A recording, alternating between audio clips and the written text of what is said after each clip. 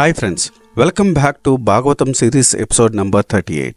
నా ప్రీవియస్ వీడియోలో శిశుపాలుడు వధ గురించి వివరించాను. ఎవరికైనా ఇంట్రెస్ట్ ఉంటే మీరు ఆ వీడియోను కూడా చూడొచ్చు. ఈ వీడియోలో కుచేలుడి జీవిత చరిత్రని, కృష్ణుడు ఎలా కుచేలుడికి సహాయం చేశాడనేది వివరించబోతున్నాను. Let's get into the video. శ్రీకృష్ణుడు కుచేలుడు ఇద్దరు సందీపముని దగ్గర శిష్యరికం చేశారు. వారిద్దరూ సహధ్యాయులు.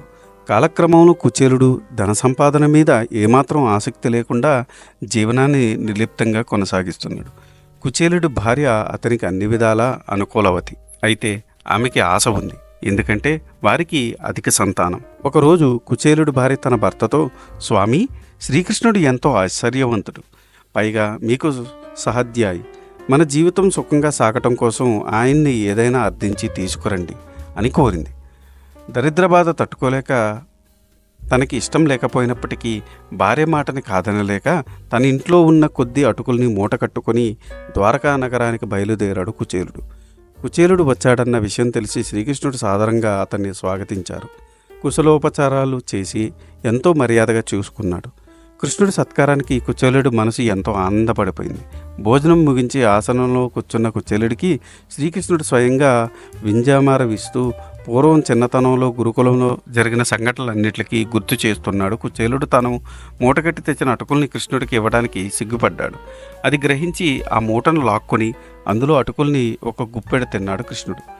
ఆ విధంగా కృష్ణుడితో ఎన్నో మర్యాదలు పొందిన కుచేలుడు తాను వచ్చిన విషయం మర్చిపోయి మర్నాడు ఉదయం ద్వారకా నగరం నుంచి ఇంటికి బయలుదేరారు. తన ఇంటి సమీపంలో వచ్చాక అతడికి గుర్తొచ్చింది, అయ్యో, నా భార్య ఏదైనా అర్థించి రమ్మంది. నేనేమో కృష్ణుని ఏదీ కోరలేదు. అడిగుంటే ధనమేమైనా ఇచ్చేవాడేమో. ఇప్పుడు ఉత్త చేతులతో ఇంటికి వెళ్తే నా భార్యకి ఏం చెప్పాలి అని చింతిస్తూ ఇంటికి వెళ్ళాడు. అయితే అక్కడ తన ఇల్లు కనిపించలేదు. ఒక పెద్ద భవనం కనిపించింది. ఏమిటిది అనుకుంటూ లోపలికి ప్రవేశించాడు.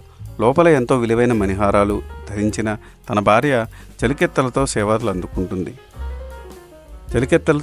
అందుకుంటూ కనిపించింది. అప్పుడు అర్థమైంది కుచేలుడికి ఇదంతా శ్రీకృష్ణుడి దివ్యానుగ్రహమేనని. ఇది కుచేలుడి. ఇలాంటి ఇంట్రెస్టింగ్ వీడియోస్ కోసం మీరు చేయాల్సిందల్లా మా ఛానల్ సబ్స్క్రైబ్ చేసుకొని బెల్ నోటిఫికేషన్ ఆన్ చేసుకొని పెట్టుకోండి. ఈ వీడియో కనుక మీకు నచ్చితే do like, share and subscribe. Thanks for watching. జై సనాతన ధర్మం.